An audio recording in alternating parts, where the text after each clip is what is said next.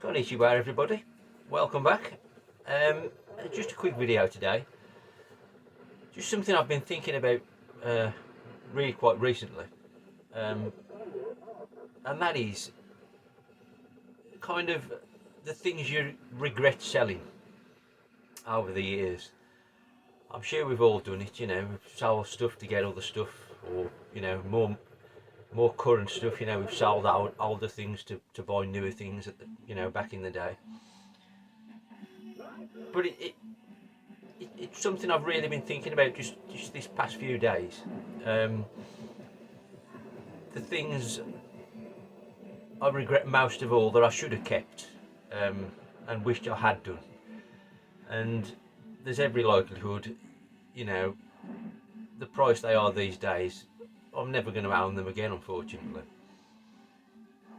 So it just kind of got me thinking, and I've come up with sort of 5 things I regret selling. And so I just thought I'd you know, bit of fun, just run through my top 5 things I regret selling. Now, if you're watching this and you fancy having a bit of a VR, I'd be great to see any of your responses. If any of you fancy doing it, be great to hear your thoughts and what you regret selling. It hasn't got to be 5 necessarily, you know, it could be the one thing or the 2, whatever, you know, whatever you think. There's no rules really, just stuff you regret selling. So the first thing I regret selling is a console. It's quite exotic, I suppose, really. But I had one not at the time of release. I had one maybe 10 years ago, and kept it for a while and sold it again. Probably I needed the money for something, more than likely. I can't remember what. Obviously I can't show you any of these items because I've sold them. Obviously that's the point of the video. I will, however, try and put a picture up of said item here somewhere. And I'm talking about the FM Towns Marty, which is a Japanese exclusive console by Fujitsu. I remember them being around at the time, but it was never on my radar to buy one. And like I say, I bought one about 10 years ago because I'd read that it had the best version of Turbo Outrun, or the best conversion of Turbo Outrun you could get on anything, which is why I bought it. And I have to say, yes, it is the best version of Turbo Outrun that I've ever played, and it's an awesome conversion. I mean, admittedly, the original game's not a stellar game, but you know, I've got nostalgia for it, so that's why I bought it. And it's great. Some of the games come in like these really massive, oversized boxes with a CD case inside. I mean, if you buy them complete now, they're ridiculous money. But it's a cool looking console. Also, I've had Tatsujin now, which is the sequel to Tatsujin. Probably my favourite shooter, or at least it used to be. I've kind of got another favourite now. But there's a fantastic version of Splatterhouse on the Marty as well. I never had more than about 7 or 8 games for it, but in an ideal world, I wished I'd kept it. So that's my first item. So number 4 on the list is, I've had a couple of these over the years. I had one back when they were new, and sold that, and had another one more recently, again probably 10 years or so ago, and sold that with the intention of buying the American version. I'm talking about the Sega Multi-Mega, which, if you don't know, is a combined Sega Mega Drive and Mega CD all in one unit, but it's like exceedingly small, kind of like a personal CD player. Exceedingly well made, beautiful bit of kit. Without doubt, the sexiest Mega Drive out there for me. There's other cool stuff like the Wonder Mega, obviously, but the Multi-Mega is awesome for my money. But I sold it, unfortunately, with the intention of buying a CDX, which is the American version of the Multi-Mega. because I just didn't want a PAL one for obvious reasons. And I just never got round to it, unfortunately. But now they've gone crazily expensive, so it's not something I'm ever going to buy now. But again, in an ideal world, I would have kept that. Or I should have bought the CDX after I sold it, which was my intention at the time. But something else must have cropped up, I can't remember. But there we go, such is life. Right, my number 3 item is a bit more realistic, and possibly, I could possibly rebuy this.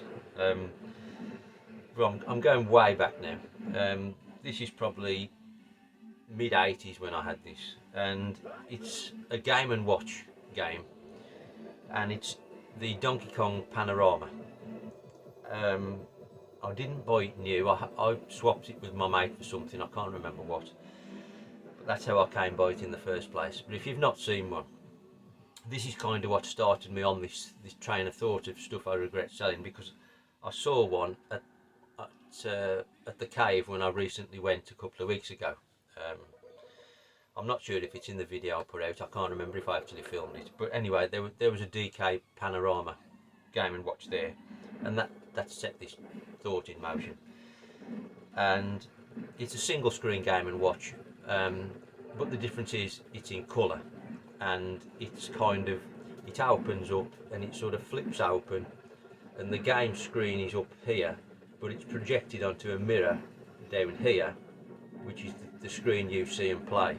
Such a cool bit of kit.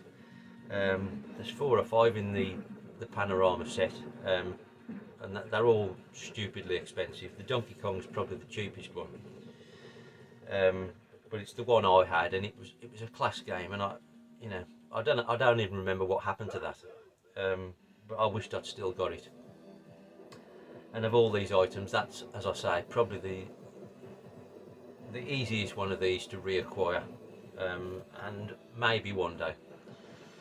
That takes me on to number 2 on my list, and this is an item I probably bought about 15 years ago and sold it maybe 7-8 years ago, and unfortunately it was just before they went stupidly expensive. So not only did I lose the item for not that much money at the time, shortly afterwards they became much more valuable, so it was especially wounding.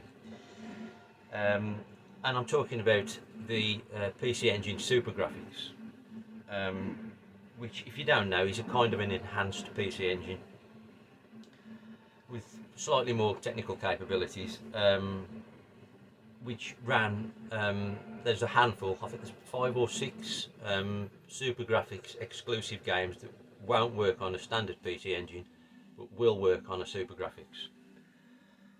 But then, as things moved on, they also run on a Turbo Duo, which is what I've got now. But from that point of view, there's no reason to own a Super Graphics if you've got a Duo. But it was just the fact the Super Graphics is such a cool console, possibly one of the coolest ever, because it looks like an engine. Again, I'll try and put a picture up. And the one I had was in lovely condition. It was boxed. Admittedly, the box wasn't fantastic, but it was boxed, it was complete.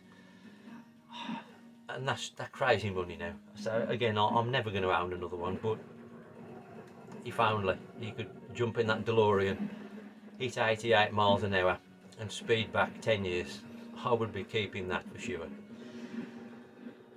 The glorious Super Graphics. So, we've reached number 1 on my list. The thing I regret selling most.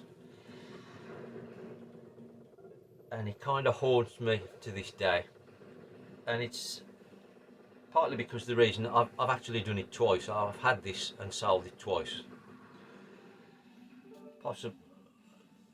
I had it brand new back in the day, early 90s. I don't know, maybe 92, something like that. And that's a Neo Geo AES. As I say, I had it brand new.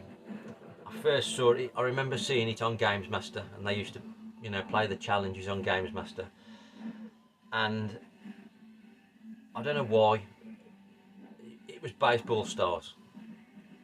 I just loved it, and I'd got to play it. And you know, obviously they were a lot of money at the time, so I saved and saved and saved, and eventually got one. And I bought Baseball Stars first. It was my first game, and the Elephant in the Room, Fatal Fury. They were my first two games for it. And over the years, I bought one or two more, obviously, because they were ludicrously expensive.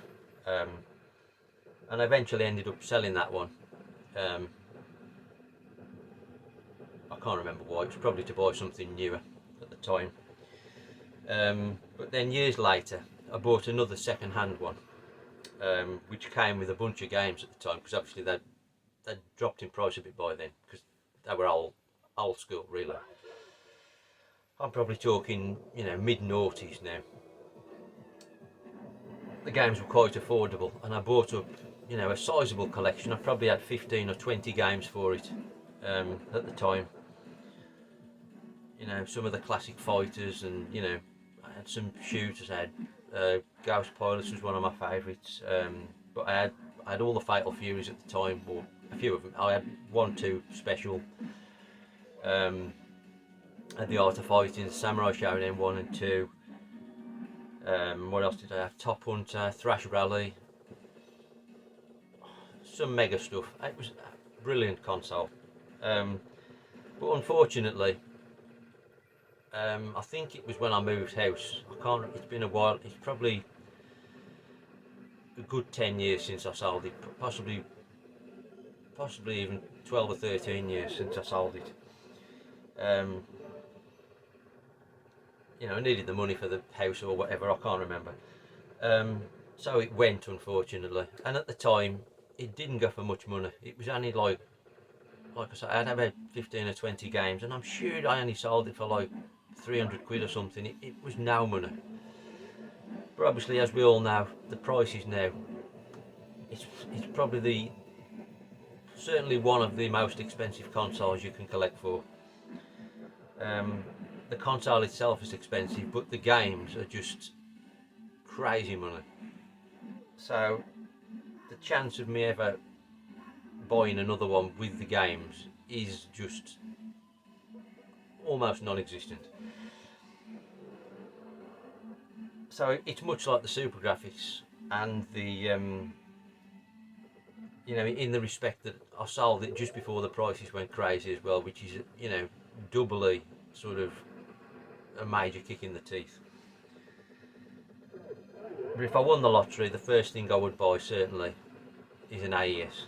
Maybe what I've not given up hope of having another one, but it would certainly be on a different scale to where I had one before. But that's my number one regret anyway. But as I say, it'd be great to hear yours if any of you fancy doing a VR to this. It'd be great to hear what you regret selling. But please let me know anyway, and I hope to see some of your videos if possible. That would be awesome. But thanks for watching anyway, and I hope you found this enjoyable, and I'll see you shortly, hopefully. Sayonara.